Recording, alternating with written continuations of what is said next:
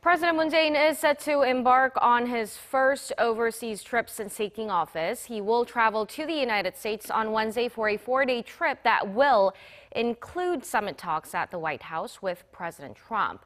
The South Korean leader is also set to visit war memorials to reaffirm the two nations' alliance. Hwang Hojun starts us off. Just 2 days before he flies over to Washington for his first bilateral summit with President Trump, the agenda and schedule for President Moon Jae-in's trip were confirmed Monday afternoon by a Cheong Wa Dae official.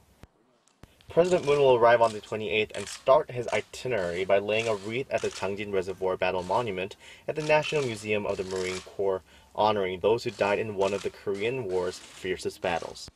That evening, President Moon will attend a dinner co-hosted by the South Korean and U.S. Chambers of Commerce, a symbolic event to display the importance of economic cooperation between the two countries. The following day, President Moon will have separate meetings with the leaders of the U.S. Senate and the House of Representatives, and in the evening, along with his wife, First Lady Kim Jong-suk, he will attend a dinner hosted by the first couple of the U.S. at the White House, just the second White House dinner President Trump and his wife Melania have held so far. On Friday, Moon will be visiting the Korean War Veterans Memorial with U.S. Vice President Mike Pence, and then the two leaders' meeting will begin. It will be followed by a joint press conference where both Moon and Trump will read their own statements on their evaluation of the meeting. And finally, on Saturday, President Moon will return to Korea, arriving in Seoul on Sunday local time. Meanwhile, in preparation for the summit, President Moon summoned 7 Korean diplomats who formerly served as ambassador to the U.S. to the Blue House on Monday morning to ask their advice on how to deal with important topics that will be on the table. Foreign Minister Kang Kyung-hwa also attended the meeting.